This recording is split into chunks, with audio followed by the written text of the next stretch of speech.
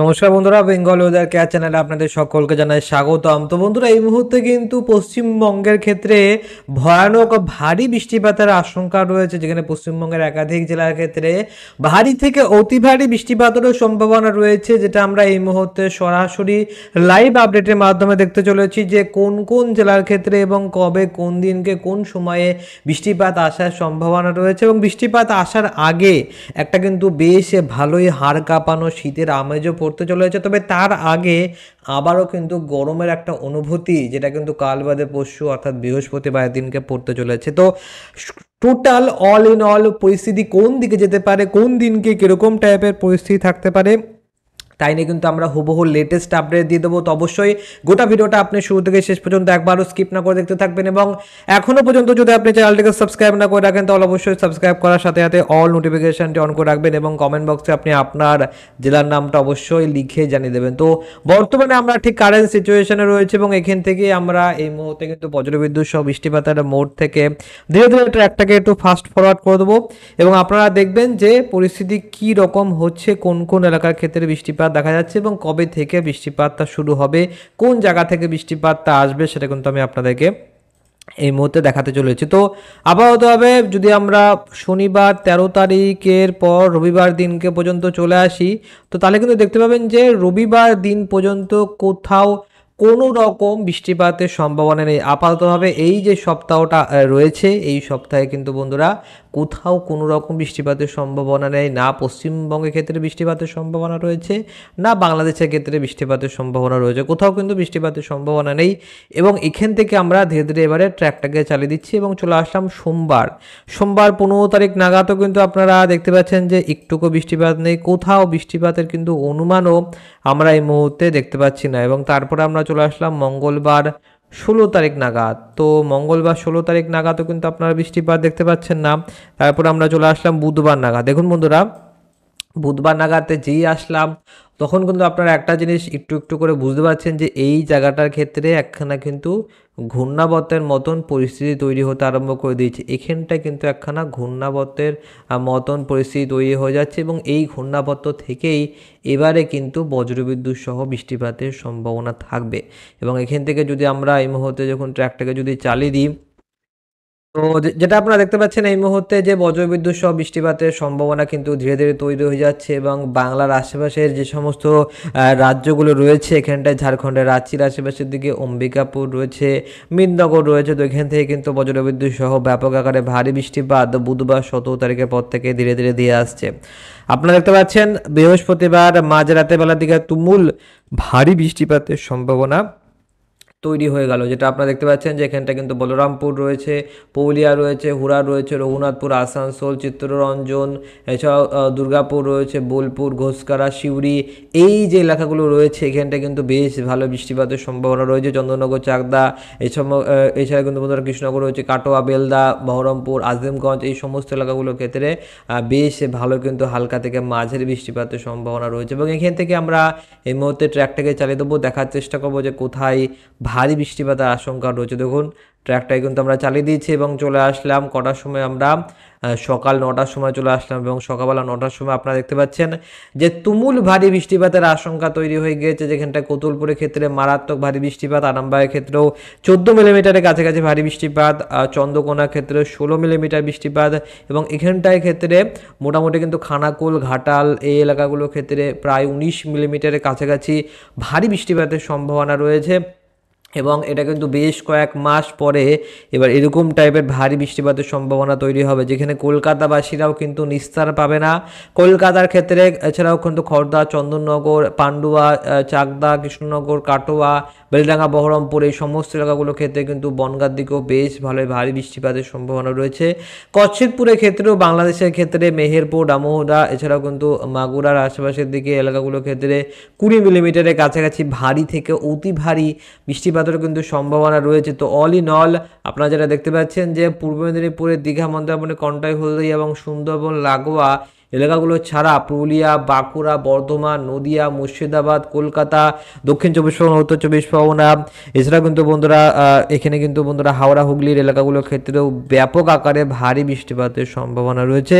কোথাও কোথাও অতি ভারী বৃষ্টিপাতও কিন্তু থাকতে পারে। বৃহস্পতিবার দিনকে কিন্তু তুমুল ভারী বৃষ্টিপাতের সম্ভাবনা রয়েছে এবং বৃহস্পতিবারের পর শুক্রবারের দিনকে ক্ষেত্রেও অল্প স্বল্প বৃষ্টিপাত কিন্তু চলতে থাকবে। যদি আমি আপনাদেরকে বৃষ্টিপাতের পরিমাণ মোডে নিয়ে যাই তাহলে কিন্তু পুরো ব্যাপারটা আপনারা বুঝতে পারবেন। তো দেখুন, বৃষ্টিপাতের পরিমাণ মোডে নিয়ে এসেছি এবং বৃষ্টিপাতের পরিমাণ মোডে পরবর্তী 10 দিনে কলকাতার ক্ষেত্রে 50 মিলিমিটার বৃষ্টিপাতের সম্ভাবনা রয়েছে। দেখুন এখানটায় পরবর্তী 5 দিনে 1 ফোঁটাও বৃষ্টিপাতের সম্ভাবনা নেই।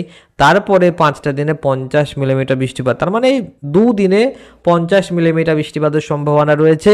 বর্ষাকালে বৃষ্টিপাত কিন্তু শীতকালে হতে চলেছে এমনটাই মনে হবে এবারে গোটা পশ্চিমবঙ্গবাসীদের জন্য, সাথে সাথেই বাংলাদেশবাসীদের জন্য। বাংলাদেশের ক্ষেত্রে তো আরও বেশি ভয়ানক ভারী বৃষ্টিপাতের সম্ভাবনা রয়েছে। 60 মিলিমিটার বৃষ্টিপাতের সম্ভাবনা যশোর, কচ্ছেদপুর, দামোহদা এই এলাকাগুলোর ক্ষেত্রে রয়েছে। অভয়নগর, নড়াইলের ক্ষেত্রে কিন্তু ব্যাপক বৃষ্টিপাতের সম্ভাবনা রয়েছে। বনগাঁর দিকে, চাকদার দিকে, চন্দননগর, খড়দা, কলকাতার দিকেও বেশ ভালোই ভারী বৃষ্টিপাতের সম্ভাবনা রয়েছে। মোটামুটি 48 থেকে 50 মিলিমিটারের কাছাকাছি বৃষ্টিপাতের সম্ভাবনা কিন্তু রয়েছে। এখানটায় বাঁকুড়ার দিকেও 16 মিলিমিটার, পুরুলিয়ার ক্ষেত্রেও 25 মিলিমিটার বৃষ্টিপাতের সম্ভাবনা রয়েছে। দুর্গাপুরের ক্ষেত্রেও কিন্তু 23 মিলিমিটার, বর্ধমানের ক্ষেত্রেও 22 মিলিমিটার, নদিয়ার ক্ষেত্রেও 40 মিলিমিটার এরকম টাইপের ভারী বৃষ্টিপাতের কিন্তু সম্ভাবনা রয়েছে। কচ্ছেদপুর, দামোহদা এই এলাকাগুলোর ক্ষেত্রেও কিন্তু তুমুল ভারী বৃষ্টিপাতের বড়সড় একটা বিপর্যয় সেটা কিন্তু আসতে চলেছে। অন্যদিকে যদি আমি আপনাদেরকে এই মুহূর্তে নিয়ে যাই এই মুহূর্তে আমরা নিয়ে যাবো তাপমাত্রার ক্ষেত্রে। তো তাপমাত্রার ক্ষেত্রে আমরা চলে আসলাম, যেটা আমি আপনাদেরকে ভিডিওটা শুরুতেই বলেছিলাম যে ধীরে ধীরে তাপমাত্রা কমবে, কিন্তু বৃহস্পতিবার দিনে কিন্তু তাপমাত্রা বাড়বে। দেখুন এখানটায় 16 ডিগ্রি টেম্পারেচার রয়েছে। তাপমাত্রা, সর্বনিম্ন তাপমাত্রা অনেকটা বেশি বেড়ে গিয়েছে। এবং যদি আমি আপনাদেরকে বৃহস্পতিবার দিনে যাই তো বৃহস্পতিবার দিনের ক্ষেত্রে কিন্তু 17 ডিগ্রি টেম্পারেচার থাকবে। পুরুলিয়া, বাঁকুড়া, বর্ধমান, নদিয়া, চন্দননগর, কলকাতা, কোলাঘাট, খড়গপুর এই এলাকাগুলোর ক্ষেত্রে কিন্তু 17 থেকে 18 ডিগ্রি কাছাকাছি টেম্পারেচার থাকার সম্ভাবনা রয়েছে। এবং শুক্রবার দিনকে ক্ষেত্রে কিন্তু হঠাৎ করে টেম্পারেচারটা অনেকটাই কমে যাবে, 12 ডিগ্রি চলে আসবে কলকাতার ক্ষেত্রে। নদিয়ার দিকেও তাই রয়েছে। বর্ধমানের ক্ষেত্রে 11 ডিগ্রি, বাঁকুড়ায় 11 ডিগ্রি, পুরুলিয়াতে 10 ডিগ্রির কাছাকাছি কিন্তু টেম্পারেচারের সম্ভাবনা রয়েছে। এবং চলে আসবে আমরা শনিবারের দিনকে। তো শনিবার দিনের ক্ষেত্রে আপনারা দেখতে পাচ্ছেন যে কলকাতার ক্ষেত্রে কিন্তু প্রায় 12 ডিগ্রি কাছাকাছি টেম্পারেচার রয়েছে। বর্ধমানের ক্ষেত্রে 10 ডিগ্রি, বাঁকুড়ায় 10 ডিগ্রি, পুরুলিয়ায় 10 ডিগ্রি। তো এরকম কিন্তু টেম্পারেচারের সম্ভাবনা রয়েছে। এবার আমরা চলে যাবো রবিবার দিনকে। তো রবিবার দিনকে যদি আপনারা আসেন তো রবিবার দিনকে দেখতে পাবেন যে পুরুলিয়ার ক্ষেত্রে কিন্তু অবশেষে সিঙ্গেল ডিজিটে তাপমাত্রা নেমে যাবে, যেখানে 9 ডিগ্রির কাছাকাছি কিন্তু টেম্পারেচার চলে আসবে। 9 ডিগ্রির কাছাকাছি এখানটায় টেম্পারেচার চলে আসার সম্ভাবনা রয়েছে। রঘুনাথপুরের ক্ষেত্রেও তাই, পাড়ার ক্ষেত্রেও তাই। এখানে কিন্তু বন্ধুরা বেশ ভালোই হাড় কাঁপানো শীতের আমেজ থাকবে। এবং তারপরে আমরা যদি সোমবারের দিনটায় যাই তো সোমবারের দিনকে ক্ষেত্রেও কিন্তু কলকাতা ক্ষেত্রে 12 ডিগ্রির কাছাকাছি টেম্পারেচারের সম্ভাবনা রয়েছে। পুরুলিয়ার ক্ষেত্রেও 9 থেকে 10 ডিগ্রির কাছাকাছি টেম্পারেচার হওয়ার সম্ভাবনা রয়েছে। মঙ্গলবার দিনকে ক্ষেত্রে যদি আসি, মঙ্গলবার দিনকে ক্ষেত্রেও কিন্তু বন্ধুরা প্রায় কিন্তু বলতে পারেন যে এখানটায় 12 ডিগ্রির কাছাকাছি টেম্পারেচারের সম্ভাবনা রয়েছে। পুরুলিয়ার ক্ষেত্রে 10 ডিগ্রির কাছাকাছি কিন্তু টেম্পারেচারের সম্ভাবনা রয়েছে। এবং তারপরে আমরা চলে আসবো বুধবার দিনকে। দেখুন বুধবার দিনকে টেম্পারেচারটা একটুখানি বেড়ে গেল। এবং বৃহস্পতিবার দিনকে ক্ষেত্রেও কিন্তু সর্বনিম্ন তাপমাত্রা অনেকটা বেশি থাকবে, কারণ এই সময় বৃষ্টিপাতের সম্ভাবনা রয়েছে। তো ওভারঅল তাহলে আপনারা বুঝতে পারেন যে পরিস্থিতি কীরকম হতে পারে। এবারে আমি আপনাদেরকে নিয়ে যাব আলিপুর আবহাওয়া দপ্তরের তরফ থেকে দেওয়া লেটেস্ট রিপোর্টে। এবং এই মুহূর্তে যেটা আপনারা দেখতে পাচ্ছেন যে আজকের দিনকে রাত্রিবেলার দিকে যে লেটেস্ট রিপোর্টটা দেওয়া হয়েছে, সেই লেটেস্ট রিপোর্টের মতে এখানে ঘন কুয়াশার সতর্কবার্তা কালকের দিনকে ক্ষেত্রেও রয়েছে। মুর্শিদাবাদ, বীরভূম, পূর্ব পশ্চিম বর্ধমান এবং নদিয়ার ক্ষেত্রে আগামী কালকের দিনকে ক্ষেত্রেও ঘন কুয়াশা থাকবে। মুর্শিদাবাদ, বীরভূম, বর্ধমান এবং নদিয়ার ক্ষেত্রে। বিহারের ক্ষেত্রেও তাই থাকবে। উড়িষ্যার ক্ষেত্রেও কিন্তু ঘন কুয়াশার সতর্কবার্তা দিয়ে দেওয়া হয়েছে। অন্যদিকে যদি আমরা একটু নিচের দিকে আসি তো আমরা দেখব কোন কোন এলাকার ক্ষেত্রে কীরকম সতর্কবার্তা। তো বৃষ্টিপাতে কিন্তু সতর্কবার্তা দার্জিলিংয়ের ক্ষেত্রে থাকলেও পশ্চিমবঙ্গের ক্ষেত্রে, দক্ষিণবঙ্গের ক্ষেত্রে কোনো রকম বৃষ্টিপাতের সতর্কবার্তা নেই। এবারে আমি আপনাদেরকে দেখাবো ভারতীয় মৌসুম ভবনের তরফ থেকে কী লেটেস্ট রিপোর্ট দেওয়া হয়েছে। এবং লেটেস্ট রিপোর্টে যেটা দেখতে পাচ্ছেন যে এই মুহূর্তে কিন্তু উত্তর পশ্চিম ভারতের ক্ষেত্রে বেশ ভালোই ব্যাপক ঠান্ডা পড়বে। তবে তাছাড়া কিন্তু অত বেশি কোনো রকম বড়সড় টেম্পারেচারের ব্যাপারে আপডেট দেওয়া হয়নি। এবং পশ্চিমবঙ্গের ক্ষেত্রে এখানটা কিন্তু শুধুমাত্র এখানটা যেটা লেখা রয়েছে যে দৃশ্যমানতা দীঘা, ডায়মন্ড হারবার, মেদিনীপুরের ক্ষেত্রে 200 মিটারের নিচে চলে যাবে। দৃশ্যমানতা কিন্তু অনেকটাই কমে যাবে। এবং মোটামুটি কিন্তু বন্ধুরা আমরা এখানটায় যদি একটু নিচের দিকে আসি তাহলে দেখতে পাবেন যে আরব সাগরের ক্ষেত্রে কিন্তু এখানটায় সাইক্লোনিক সার্কুলেশন অর্থাৎ ঘূর্ণাবর্ত দেখা যাচ্ছে পূর্ব মধ্য আরব সাগরের ক্ষেত্রে মোটামুটি কিন্তু ঘূর্ণাবর্ত দেখা যাচ্ছে। তাছাড়া একখানা পশ্চিমী ঝঞ্ঝা জন্য একখানা ঘূর্ণাবর্ত তৈরি হয়েছে হরিয়ানা এবং তার আশেপাশে এলাকাগুলোর ক্ষেত্রে, এটা কিন্তু এখানটায় বলা হয়েছে। তো মোটামুটি এরকমই কিন্তু লেটেস্ট রিপোর্ট রয়েছে আবহাওয়াতে।